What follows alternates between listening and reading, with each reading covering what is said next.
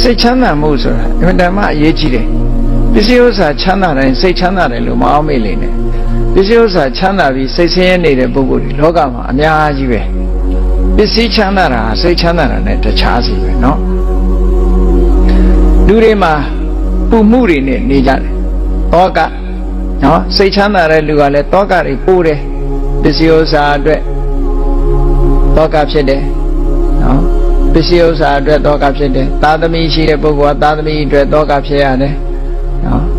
ကားရှိတဲ့ပုဂ္ဂိုလ်ကကားအတွက်တောကဖြစ်တယ်တိုက်ရှိတဲ့ပုဂ္ဂိုလ်ကတိုက်အတွက်တောကဖြစ်တယ်အားလုံးဟာတောကလေးတွေနဲ့ပဲနေကြတာအဲ့ဒီတောကဆိုတာဒေါမနတပဲဒေါသနဲ့ရှင်တွဲပြီးတော့ဖြစ်ပေါ်လာတဲ့ခံစားမှုဝေဒနာတစ်ခုပဲပေါ့